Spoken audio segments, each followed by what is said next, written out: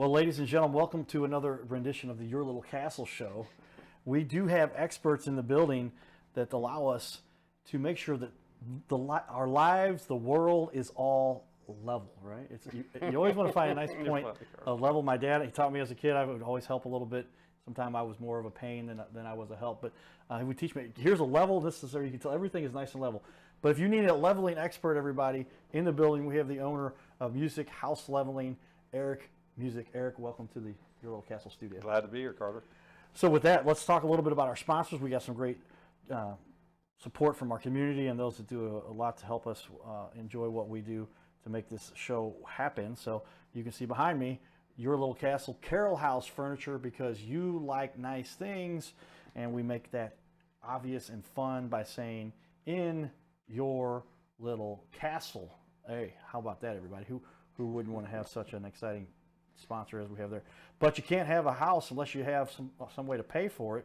So we enjoy sponsorship we have with USA Mortgage, and I've got my mortgage license. We got the NMLS numbers and all that fun stuff we'll share with you at the end of the show here. So thanks for tuning in. With that, let's jump in and take you right to your very informative, very to the point. This website tells it like it is, man. That's what we like. Somebody who gets the information out there that people need. And we've got your fan page up there for you also. So with that, Eric, now the business has been around since 1987. Mm-hmm. Tell us, how did you get into this business, and why do you enjoy doing this, helping people keep their house? Foundation is critical. Foundation. Tell me a little bit about it. A couple reasons. One, I was young, married, little kids, just needed money, like everybody else usually sometimes. But Pay the bills. I married into a family of, I think they had 1, 2, 3, 4 generations of house movers. And we were moving houses. So when you marry into that family, you're moving houses. Like a famous place would be like Coquia Mountains, for example. A lot of people know that place where the museum is. We moved all those houses out of there so they could build that museum. We did a lot of projects. But when you're moving stuff, they got calls for floor leveling foundation problems. Nobody wanted to take them. So I'm like, hey, I'll take those calls. And that's how we got started. And then with hard work, dedication, you end up having a prosperous business. I mean, I don't know too many businesses that can say they've been around since 1987. The average business life, I think, lasts like 3 years. They say once you've made it to 10, you've done well. 87, you're 36 plus years now. You enjoy this? Yes, I do. Yeah, it does help to enjoy obviously you enjoy what you're doing. Right. It does help. It does, really, it helps. Well, that's important. So tell me a little bit, what about the path? I mean, how did you get into this? Was this a family-run business? How did this get started, and where did you join in? And where did your interest Well, here again, it started with my first wife's family, the Crookshanks. I have to mention them, the Crookshank House Moving Company. They taught me quite a bit. I mean, you learn a lot when you lift a building and move it. And but then here again, I just started this. Didn't really know where it was going to go. I didn't really even know if anybody was going to call me. You know how it is. Then you realize you see the need that's out there, and that's what made me keep going. I needed to keep going. Yeah. Well, it shows here with 36 years in existence, and now over 6,500 homes you've repaired. That's probably an estimate, yeah. But that's a pretty good clip. I mean, you've got a crew working with you, but there's a lot of work. There's a lot of, you've helped make the world a more level place, for sure. Well, we give it our best shot. That's what we tell people. I was looking at one before I even stepped into here today. Gotcha. Right down the street from you. Okay. Well, that's a good convenient. Yeah. I noticed when you came in, I said, you want to wipe your shirt a little bit? He said, no, this is my work shirt. So you were doing work before you come into the studio. Yeah. Always working, right? That's how.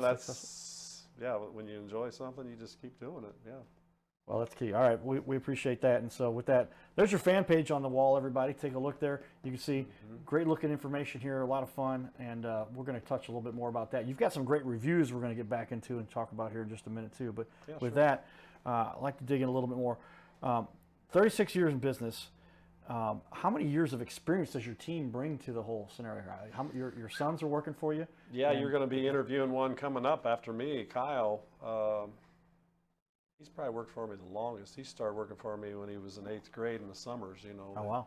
But, you know, he went to school and college, and, you know, but still, once he was out of college, yeah, he's been full-time ever since. Gosh, I've got a guy now that's been with me for I don't know how long. We try to keep him a long time because it takes me at least 5 years to train somebody for this. You know, it's complicated. You know, I could teach you to do waterproofing in a couple days, or foundation stuff. That's a couple days. The floor leveling, it's complicated. Something that takes some true expertise Yes, and it's years complicated. of training. And my other son had a lot of experience. So yeah, there's quite a few years wrapped up in here right now. So how many people do you have actually that work with you? How many people are on your At the team? moment, I mean, at one time we had 8. Now we're down to just me and 3 guys. Okay. But actually, I figured out when somebody really knows what they're doing, which that's all of us, you know, we actually get more done now because we don't spend as much time, if I could use the word babysitting. Uh-huh. We're fast now, but we're more thorough and detailed than we used to be. Well, so kind of like, you know, Chuck Norris, you know, he got better and better. He can poof, yeah, he can knock you out with one punch, you know. But I'm not saying we're Chuck Norris, but we're a lot more efficient than we used to be. well, that's where the expertise, the level of skill, along with the experience, you combine the two of those together, that's where you end up with something that sets you apart, and that's what we like to help convey to people. So the show, everybody, a lot of people are familiar, we're here to highlight the leaders in the community, people doing unique jobs. House leveling is something you hear about every day. But as I understand, it's also a lot of foundational work that goes into. How do those two tie together? Tell me a little bit about leveling versus foundation and why those are both important for what you do. Well, what they might have in common would be structural issues, you know, because I do structural inspections as well. Floor leveling, usually structural, you know, like because there's something wrong. Foundation, that's part of your structure too. That can be structural in a different way. You know, foundation of a wall is mostly exterior.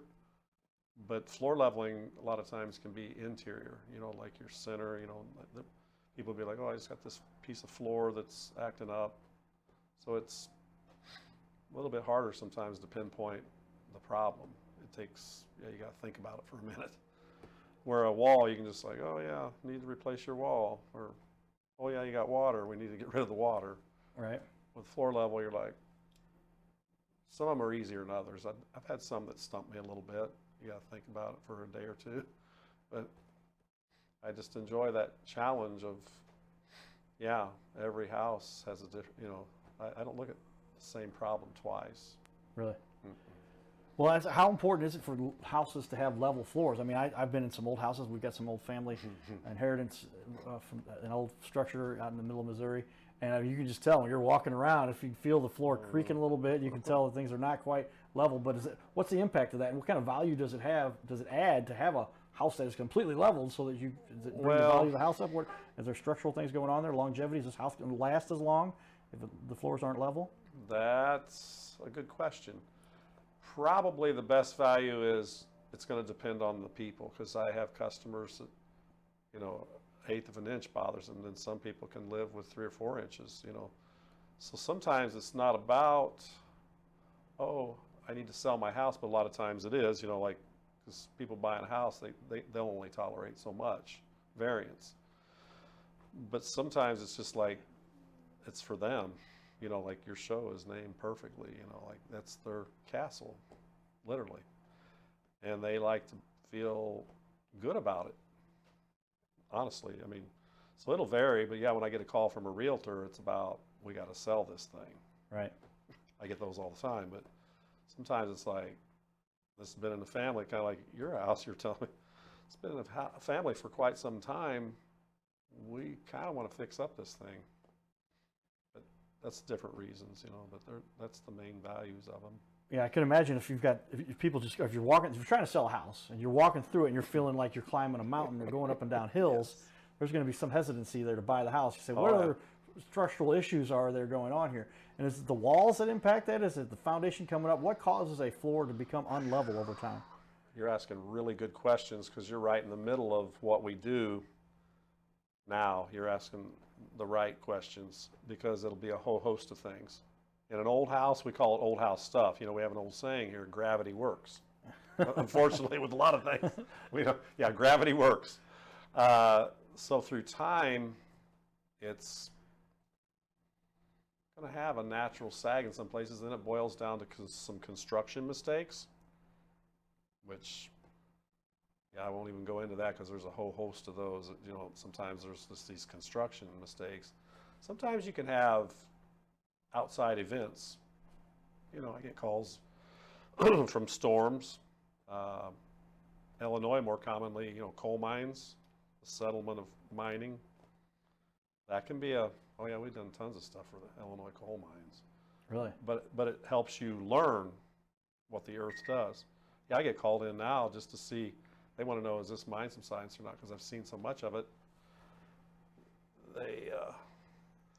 Am I going to be 1,000% right? I don't know.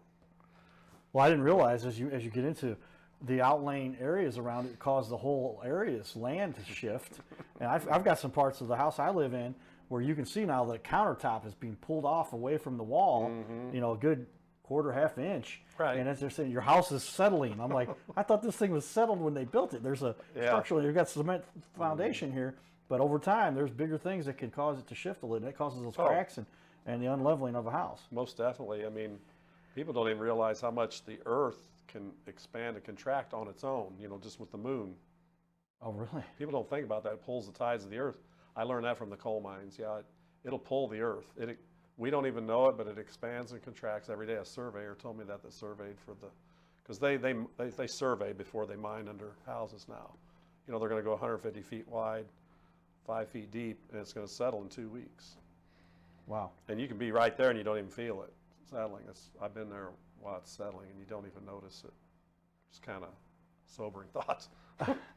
Well, that's interesting because I didn't realize that. Is a lot of that due to temperature, or is it just the movement of the ground itself? Because I couldn't explain it. There's things being changed there, but it impacts the floor, and you've got to come in and fix it. That's correct. Whatever the problem is, that's the first key to floor leveling. Is I just went through it with a customer right before I came here. Find the problem. You know, make sure you have the problem. Now you have to lift it. Now you got to figure out, how do I want to hold it and keep it there.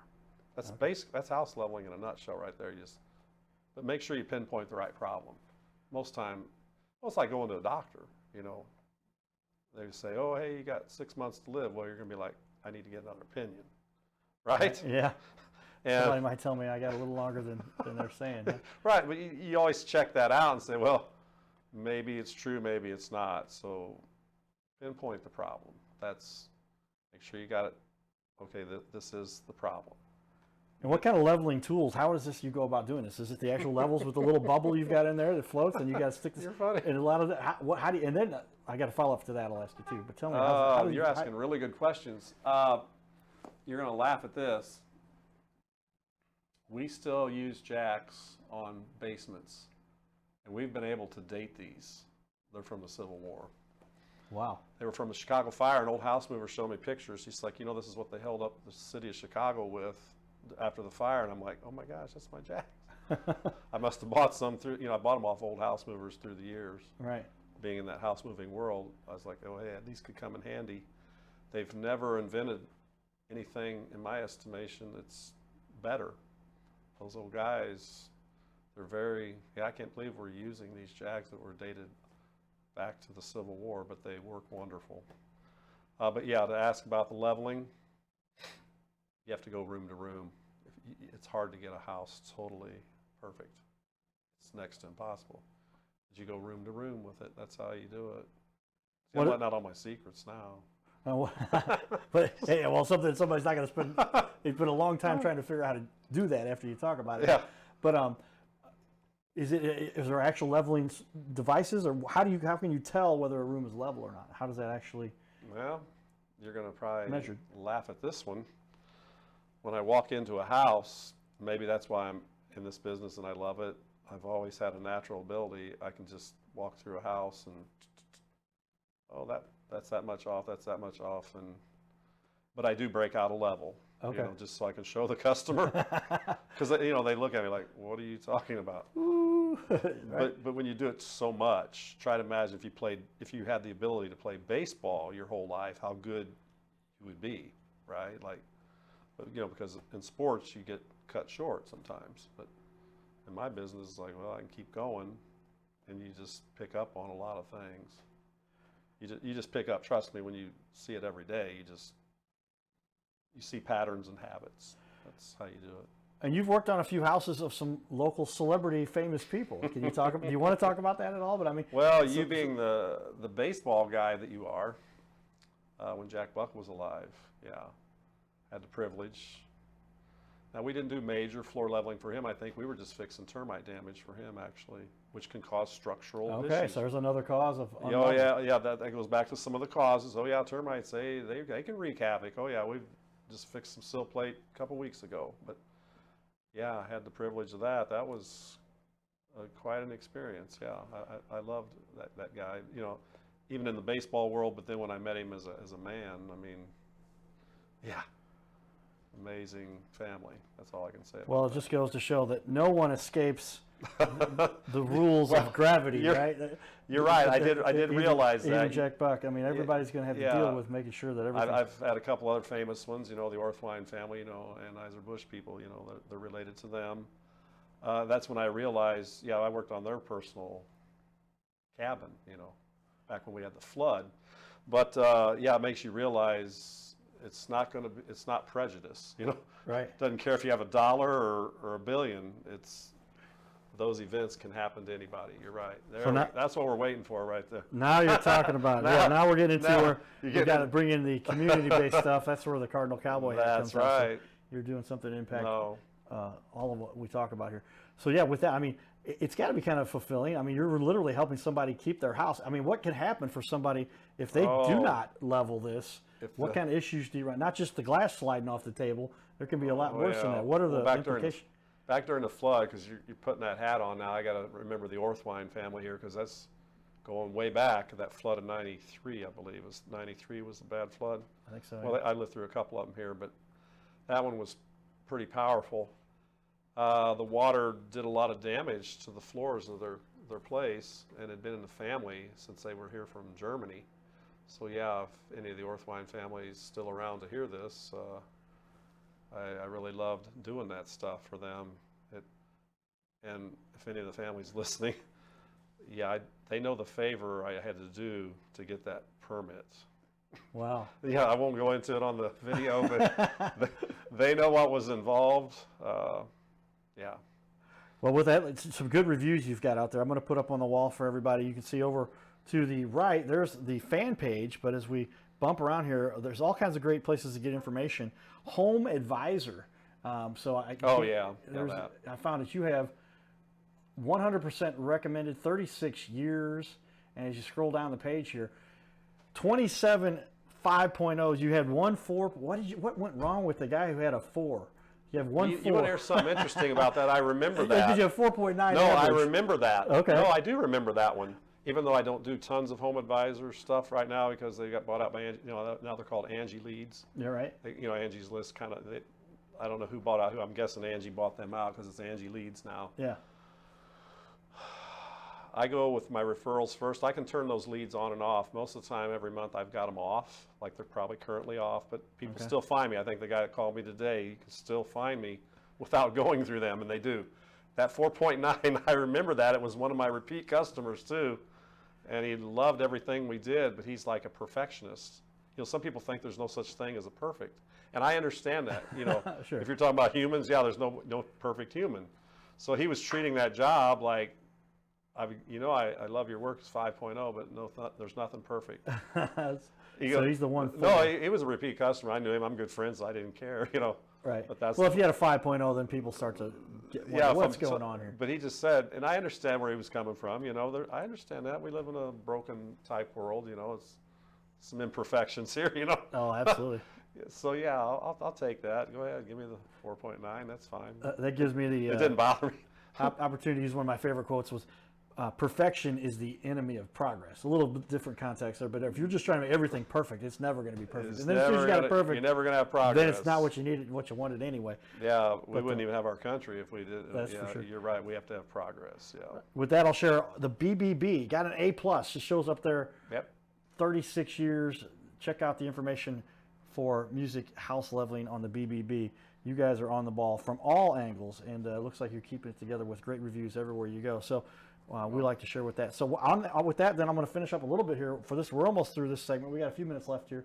Okay. I'm looking at my camera outside. It looks like our next guest is in the building, or is in the parking lot. Perfect. So we'll let him do that. But take a look here at the website. You can get foundation replacement, house leveling, floor leveling, bowing wall repairs. We haven't really talked about that. You service the whole St. Louis area, the metro area, Metro East, I guess is kind of where you focus. Good question.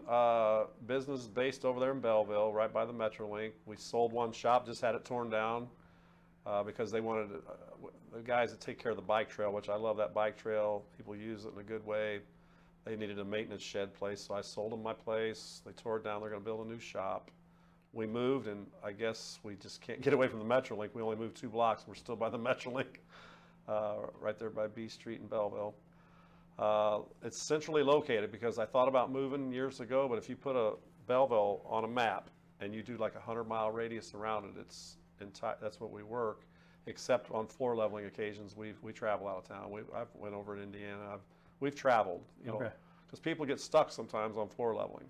We just did one in Bowling Green just back in the summer, where Bowling Green, Missouri is up there. So yeah, it's a unique specialty too. It's a very special item. I try to consult and help them over the phone. I'd say half the customers I can get them through it over the phone, but then some of them are like, you're just going to have to come here and do this. So we do it, that's how we do it. Well, that's important. All right, well, I'm going to go back to the website here because a little bit more I want, but if you check out, you've got the foundation replacement. Yep, we've done house leveling, done all those, yeah. Floor leveling, and finally, a couple more bowing walls. Talk about the bowing walls a little bit, if you would. Yeah, I look at a lot of those. We're working on one right now. Yeah, good question. There's different stages to that. I get calls anywhere from when it starts off as a crack. It's an inch movement, and then sometimes up to 4 and 5 inches and stuff. Sometimes I get calls where they waited too long and the basement wall's laying in the basement, so you're either going to go down a path of nothing, repair, or replace. That's your 3 choices, I try to keep it simple, stupid, they say, Right. My dad was always like that, my grandpa was like that. Let's just keep it. Well, sure, there's a keynote for everybody. We do have our pencil here to take note. Take note, keep it simple, stupid, they call it. KISS, and true for any business, especially when you get into big projects like this, the more complicated, where you make a mistake here, walls start falling down, houses start to collapse. Yes, you got to. And if you had any situation where you were really on the edge and had to avert that kind of calamity. Have we ever had anything happen? Well, where you kept it from happening. We've been close a couple times, but yeah, you got to pay attention to every step you're doing. Some jobs are pretty easy, some of them are a little more complicated. When they're complicated, take your time. That's all I can say. Think it through and, take your time. Well, with that, tell me, what is it, and I guess there's some other people who do what you do, but what do you think it is that sets you guys apart? What is it that makes Musick house leveling exceptional that you've been around now for 36 years? Well, probably the house moving background. Nobody can probably lay claim to that, not many. Even though there is a house mover still here in St. Louis, but he's just a house mover. But he's a good one. But that's what sets us apart, I think, is just that background. And like you said, now just sticking with it, we're just trying to finish strong right now. I think I'm in a good place where, I'm going to go as long as I can because I just love it. I know guys that are still 80 working, I grew up around a bunch of old farmers, they don't quit. They just die. Right. No. Just give a nice inheritance to the kids. And yes. I mean, just stick with it. Like one old guy told me, you just do it well, and then you just do it well every time. Kind of like in baseball, I like that. You do it well, and keep doing it. Another one worth taking note of there, everybody. Do it well, and then do it well every time. And that's along the lines of consistency, right? Take note here, everybody. Life lessons here from Eric Musick, sharing with people. and I'm sure that you might have been that passed on to you from someone else, but it's that effort, it's a consistency. If you do it, if you give that effort every time, consistency is one thing, but to do it at a high level every time is key to success, right? There's another little element and me and you talked about before the show, actually, is just life's going to throw you a curveball. True. And you know that all too well. Right. And when that curveball comes, sometimes you want to quit, but you just tell yourself, can't quit. Yeah. Can't quit. We talk about that also. Is there's a matter of you're this close. A lot of people, they're hacking away. There's the old miners right. gif, and they've got two guys going through the tunnels mining, and they're both like right here. I lean over. Right here is where they've got to get to, and they're both right here, and they're hacking away. And one guy just throws his axe down and gives up. The other guy keeps going. Yeah. They were both there. One gave up moments before he was about to come through on the other side. So many things in life. I mean, we've all heard the stories. You know how the light bulb was invented. You know, just a lot of great inventions was because 1,000 efforts there. Thousands of efforts for just the light bulbs we have on right now. I mean, think about that. I mean, most of us might have quit after 100. He just like, he was going to die trying, but then he had that success. That's another great point. Well, it goes back to my dad. One thing, I'll just have to plug this in, but it does help me all the time when things are not going well. And you might have heard this or you might not have. My dad would always say this, when things are going bad, son, even a broken clock's right twice a day. That's true. And I tell the guys, we get a little chuckle, it's time to move on. Let's move on. Just like in sports, you strike out one time, next time it's home run, you forget it. You just erase it. Yeah, well, they talk about the fact that, I don't know if I follow Jordan Peterson a little bit, he's kind of become America's psychiatrist, if you will, but he talks about the reason we don't have long-term memories for most of what we experience is because if we remembered everything that went wrong and everything that we failed at, we become suicidal much more easily. That's right. We know the rate. That's something that's always a very serious concern here in our country. But yeah, our minds are deliberately designed to not remember every little thing that happened, because if you go through through that all again, you will drive yourself insane, and it makes for a not successful person. But persistence, continue to put that effort in. That's what we're talking about. And that's what you found success with, and for 36 years now, for your house leveling efforts and foundation repair. Last one I wanted to, the crack repair, everybody. If you have cracks in the house, that's another fundamental thing. You got to come in and fix it. Does that have impact on the leveling as well? The cracks are specifically for the foundation. We look at those all the time. Matter of fact, we're fixing one today. Well, one of my good workers is. But yeah, the foundation, sometimes you're catching it at the early stage, and you can fix that crack and repair it before it starts the bowing process, So like anything else, we go to the dentist, we get our cleanings and trying to prevent, oh man, I got to get these teeth pulled now. Catch it early. Catch it early, and it saves you a headache and money down the road. There you have it, everybody. Expert advice. Check out more information. We're going to follow up with another half hour of information, of content we're going to cover here. We're going to start off with a great question, which is one big mistake people make. So check that out in our second show. Stay tuned for more, everybody. You're watching Your Little Castle Show. Giddy up.